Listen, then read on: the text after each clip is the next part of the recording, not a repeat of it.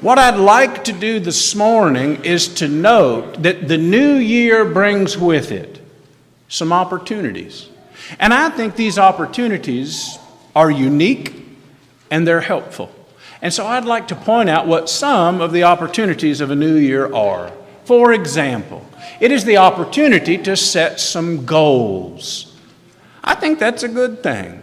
In fact, I believe it's a biblical thing. I believe goals are biblical. For instance, in our reading this morning, a verse that we'll mention in just a few minutes, we're told that we should press toward the goal. What is the goal of every Christian? What ought to be the goal of every Christian? To fight the good fight, to finish the race, to keep the faith, to make it to the end and get on that day, as Paul alluded to, well, the fruition and the prize and your salvation. But as we think about goals, when Jesus came to seek and save the lost, I think we could say that was a goal. Or when he wanted to bring many sons into glory, that was a goal. Or we might think about the Great Commission. Aren't we told to go to all the world and preach the gospel to every creature? Isn't that a rather ambitious goal, directive on the part of Jesus to tell us as his disciples, go into all the world and everybody you find, teach them the gospel? That's a pretty daunting and big goal.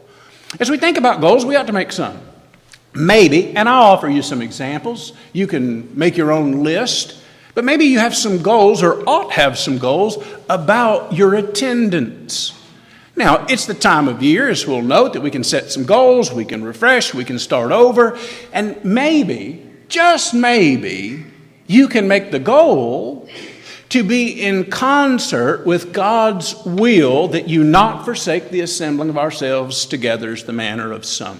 And we assembled tonight at 5. And so you can make a goal this year.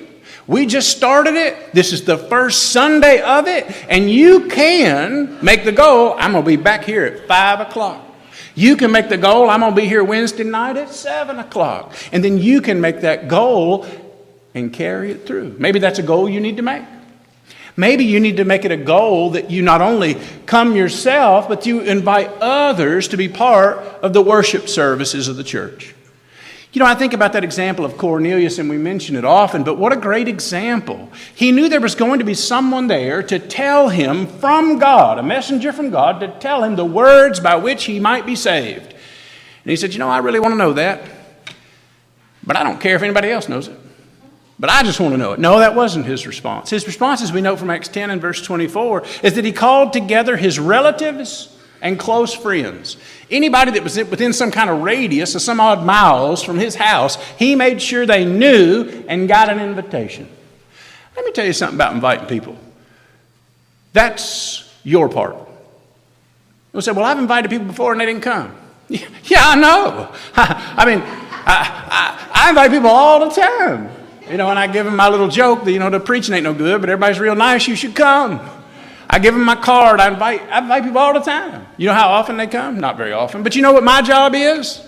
To invite them. And maybe you make some goals and you say, and I'm making this up, it's arbitrary, you make your own goal. Maybe your goal is, I want to invite 50 people to come to the service of the church on Sunday. I'm going to invite 50 people. Well, let me break that down for you. Just try and do one a week. If I check my calendar, right? There's 52 weeks and you just get a couple extra. But you make a goal, make it tangible, and then say, I'm going to do that. I don't know what it is for you. Maybe it's that. Maybe you make a goal to read your Bible this year. Now, I think many of you know, we've announced it several times, but our concerted effort and encouragement is to invite everyone to read their Bible through in this calendar year. We've offered some Bibles that are a chronological approach. Maybe you're saying, well, I don't want to take that approach. I want to read my own Bible. Great, fine, super. We're not trying to be legalistic. We're trying to encourage people to read their Bible through, to give attention to reading, as Paul encouraged Timothy to do, to give some attention to it. We give our attention to all kind of stuff, don't we? I mean, whether it's TV or whether it's our social media accounts or whether it's just surfing on the internet or flipping through this or whatever we might do to just, give attention to. Give us some attention to reading. Let me tell you this. If you want to read your Bible through this year, it doesn't take long. It takes approximately about 15 minutes worth of reading a day. Now, if you miss a few days, you got to bump that up and catch up. But the idea is that if you stay on track and read each day, it's not very hard, not very long. Maybe that ought to be a goal. Maybe that's something you write down, put on a Post-it note, stick on the mirror in your bathroom, remind and encourage yourself. Set some goals. Maybe you make goals that surround your prayer life. And again, this isn't an exhaustive list. I'm just trying to give you the spark, I guess, to encourage you to make some goals. Because let me tell you what, if you don't make any goals for the New Year's, guess what you won't do? Well, any of those things on that list necessarily. If you haven't made some sort of plan or arrangement or predetermination, then the odds that you're going to accomplish those things is, well, you'll just basically do what you did last year. Now, I don't know, with the absence of some sort of directive or goal, I don't know how much you can accomplish, but I know you can't accomplish as much as if you have a goal that's definable. Maybe that's your prayer life. I think about 1 Timothy 2 and verse 1, and it says, pray for all men.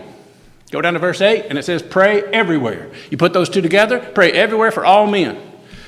Woo! Now, here's one thing you might do to make that a little more tangible, I guess. One of the things that I've done in the past that has been successful for me is to make a prayer list. Incidentally, you have one that's manufactured for you each week in the bulletin and the emails, or you can make your own, things that pertain to your personal life, for instance, things that are very specific to you. You know, I don't think everybody wants to tell me and have me put in the bulletin what your particular temptation is that you want to pray about. You know, lead us not into temptation, that's part of our prayer, and you might ought to get specific, lead us not into, and you put your own thing in there, y'all follow me? Well, I ain't putting that in the bulletin. I ain't putting mine in the bulletin. I don't think you want yours. But that should be part of your prayer life. And so maybe you make your own list, and then you fold it in half and put it in your Bible, and then you say, I'm going to do that 3 times a day. I'm going to pray through my list. That includes, obviously, people here from the congregation, maybe some of your, whatever is on your list. And you go through that 3 times a day. Maybe that's your goal. Y'all with me? It's a time to set goals. I think that's a good thing. I think that's a good opportunity that the new year affords us. Here's another one. What are the opportunities of a new year? Again, I don't exhaust it, but one is to put the past behind you. I don't know if you think like this, but I do. I made a goal to do that last year, and I didn't do it. Why bother put it on the list this year? Why bother? I mean, I tried to read, this is just an example. I tried to read my Bible through last year, and I didn't do it. So why put it on there this year? Well, the past is over. Look, we are nearer to our salvation. In fact, we're 1 year nearer to our salvation than we were.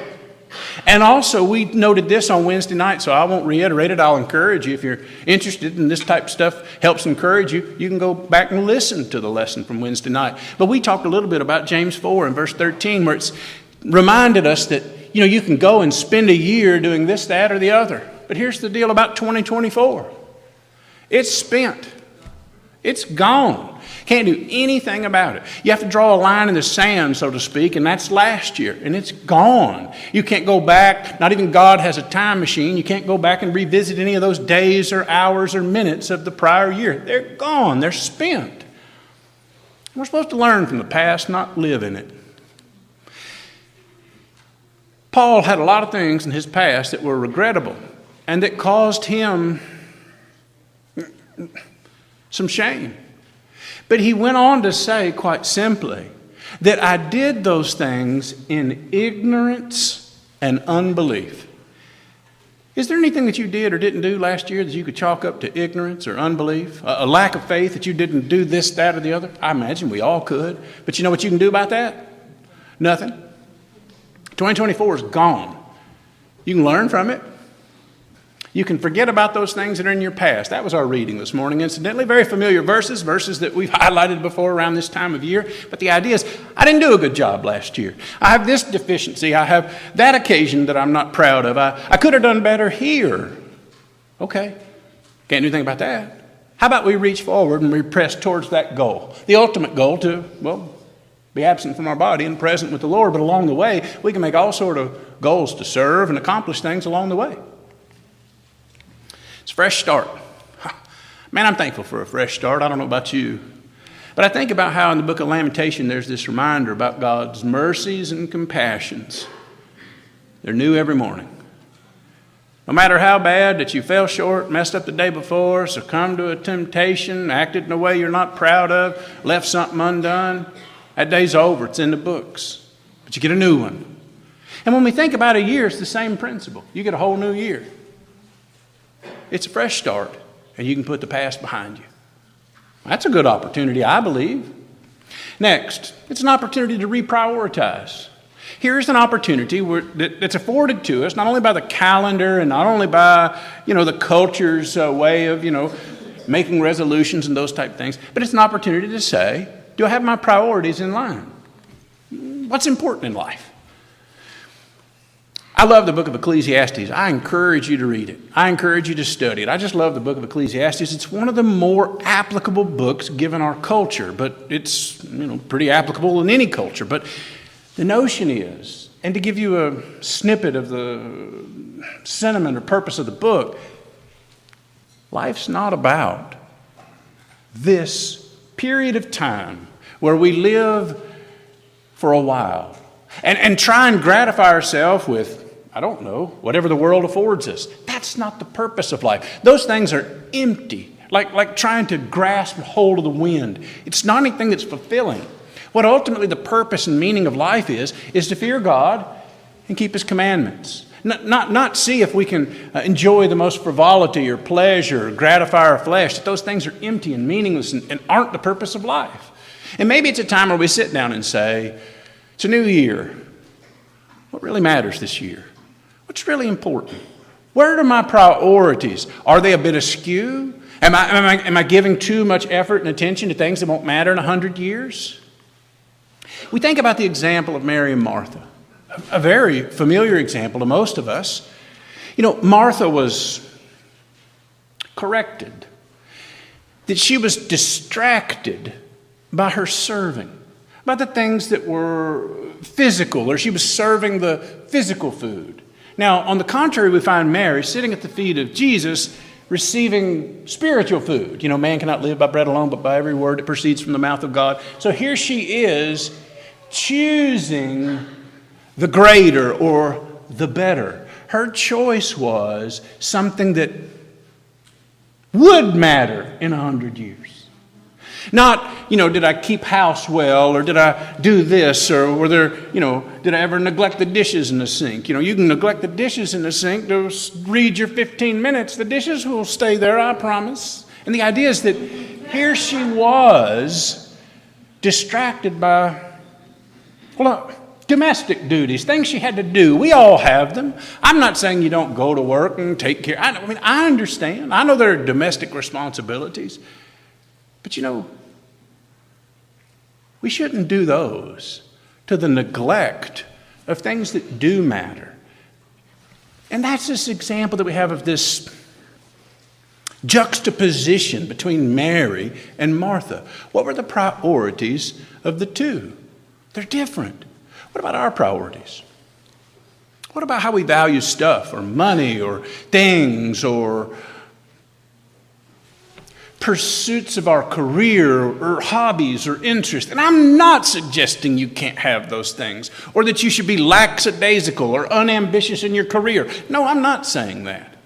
But what really matters? Where are your priorities?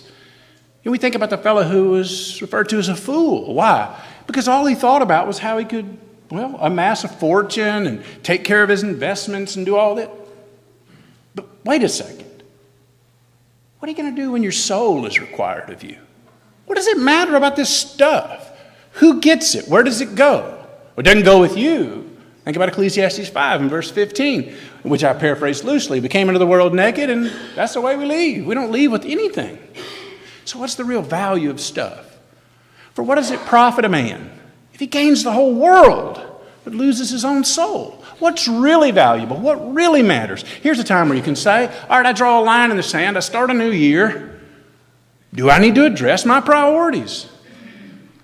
As we think about that, we might think about how we use our time. How much of our time do we spend with frivolous pursuits? Now, again, I don't want to be misheard. I'm not saying you can't have a hobby. I'm not saying you can't watch TV. Look, when Jeopardy and Wheel of Fortune come on, sit down somewhere and be quiet. There's nothing wrong with, I'm not saying you got to cut the plug off the back of your TV. But what I'm advocating for and encouraging as we start a new year, I think it's an opportunity to say, how am I prioritizing my time? Do I segregate some time for my prayer life or Bible study or service or whatever it might be? I mean, are we redeeming the time? Are we having that heart of wisdom that can say, I only have a certain number of days. I don't have an infinite amount of time here. The sun is setting, so to speak. I mean, you got to do the work while it's day because the night's coming when, no, can't. How do we use our time? Prioritizing it. What about others? Maybe it's a good opportunity to say it's a new year, and in the last year, I was kind of selfish. Well, nobody likes to say that out loud, and I'm not asking you to, but the idea is that we're encouraged not to, by selfish ambition, pursue only our own interest. On the contrary, we have the responsibility to consider the interest of others. You know, whether it's Hebrews chapter 10 reminds us to consider our brother, or whether we think about our spouse, or we just think about our fellow man. On more than one occasion, Paul summed up the law by simply saying, you want a summary of the law? I'll sum it up in one word, and the word's love. You know, you're to love God, and then on other occasions, he said, I'll sum up the law, love your neighbor. In fact, love your neighbor as yourself, and that kind of sums up the law, because if you love your neighbor, you're not going to, covet his wife, covet his stuff, lie, bear false witness, because you love him, right? And the idea is that others ought to be a focus, whether we're talking about your spouse or you're talking about your co-workers or whatever the situation is. Maybe it's time when we sit down the priorities and say, are my priorities just me? Am I selfish in my marriage? Am I selfish in my family? Am I selfish with other people? Maybe I ought to give them more of a priority than I have myself in the year to come. Next, as we think about this final point that I'll make, and then the lesson is yours. The new year is an opportunity. There are many opportunities. I've often been told that, I think when we start a new year and I do a lesson on New Year's or goal setting or reprioritizing or whatever it might be, I get two responses. People typically either love this type of lesson or they really don't like it. And I've been told that, it's almost like, I don't make resolutions. Okay, fine. But you're missing out on an opportunity to work with the power of momentum. Now, Dave Ramsey made this popular, but it's not just Dave Ramsey who has noted that a lot of little things and incremental improvements have this kind of snowball effect. The idea is that you take a small snowball, roll it down the hill, and as it goes, it exponentially picks up more and more and more and becomes a bigger and bigger snowball. Kind of how compound interest works, for instance, or as Dave Ramsey often illustrates, how you pay off your debt. You start with the smallest. Yeah, but the interest rate's bigger. No. You just start with the smallest because the idea is that you get some momentum. Once you pay off the small one and the next one and the next one, you start, I can do this. And then that becomes this momentum. One of the things that I often encourage people to do about goal setting, and I think goal setting is really important. One of the things I'll give you as a tip, write it down. Put it somewhere where you can see it.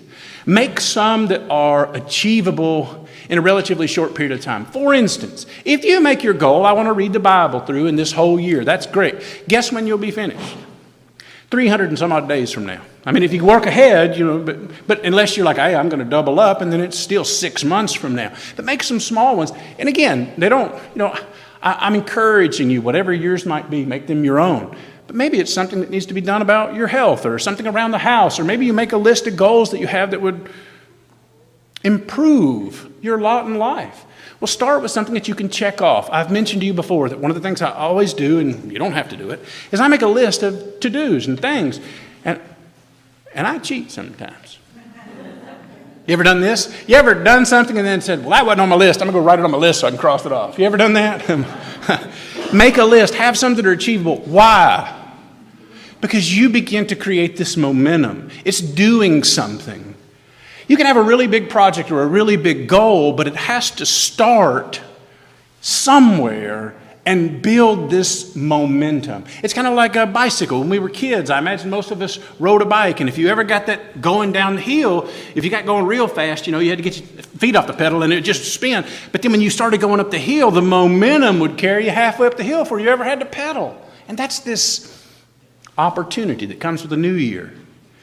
In Nehemiah chapter 2, we find the children of Israel, going to return as has been promised and rebuild the walls around Jerusalem. Nehemiah comes and surveys the land and surveys the damage. And you can go back and read the particular verses, but the damages were catastrophic. And here was what was once the wall, essentially in rubble, and the gates burned with fire. And can you imagine looking at that as a task to accomplish? It is a big task. And you've heard the old adage that every journey of 1,000 miles begins with, a single step. And the idea is you have to start. And so here was the effort on the part of Nehemiah to encourage the people and tell them that we've got to get started. And so they took this really big project. They broke it down into bite-sized pieces. But along the way, guess what they faced? A myriad of excuses and obstacles. They were not only external, but internal. We are told that those of Tekoa, the nobles of Tekoa, would not put their shoulders into the work. We'd say they didn't put their back into it. Why? Well, they didn't want to work. They thought that was relegated to other people. They were the nobles. And so that was a problem they faced. They also faced the problem that they had loaned each other money, and there was this disconnect. For teamwork to work, there has to be unity. And this was jeopardizing the unity of the people to work. So they had internal struggles. They had external struggles. They had critics. They had people that wanted to literally kill them. They had the obstacle of not only basically working with one hand and having a weapon in the other to fight off all of the threats. Why mention that? Well, if you make a goal, if you're resolved, for example, I'm going to read my Bible through this year, and I'm just using that because we're trying to encourage people to participate in that. What's going to happen? Life. You'll have obstacles that are external and internal. You'll have excuses, and you'll get behind, and you'll quit. That happens to so many people. But the point of illustrating this particular episode was they decided to take on the task of a wall that surrounded the city in ruin and rubble and burned. And so they worked together. They started with one brick at a time, one rock at a time. They began to build the wall, and they mocked the wall. And they completed the process. There's a discrepancy among experts, if you will, about how long it takes to form a habit. And you've probably heard 21 days and maybe 30 days. And I don't know what I've seen so much discrepancy. I don't know. But the point being is, after you begin the process, you look at the task, you write down the task, you take to the task, you build up momentum. It works. If you don't allow the momentum to subside by the excuses and the overwhelming nature or the obstacles, or maybe what you didn't do last year. Defining and starting goals is very powerful. I encourage you to, and I know that it works. Let me tell you about one, for instance, because I think a lot of people are hesitant to write down their goals. The year was 2004, and my wife made some goals. And she put those goals on a piece of paper and taped them to the bathroom mirror. And we had to keep going by that. And one of her goals was that she wanted to start finding a congregation to go to faithfully. I was not a Christian. She made a goal. That goal was to start visiting some local congregations. That was January. On March the 29th, I obeyed the gospel. I probably would never have been exposed had she not made a goal, wrote it on a piece of paper, and then implemented that goal, that effort to start doing a particular thing perpetually. And it took about 3.5 months, and then it paid off, so to speak. So I encourage you, make goals, but ultimately make it your goal to go to heaven. And the only way anyone can go is through the blood of Jesus Christ. If you'll put your faith in that blood atoning work and confess Jesus as the Son of God, you can be buried with him in baptism, where at that point in time, through your faith in the working of God, the blood will cover your soul, and you'll be able to stand before God, holy and blameless and above reproach. Maybe you're subject to the invitation this morning, or maybe there's something other of a public nature that you needed to address, or you wanted to solicit the congregation for prayers. If you're subject to the invitation, we want to encourage you to come while together we stand and sing.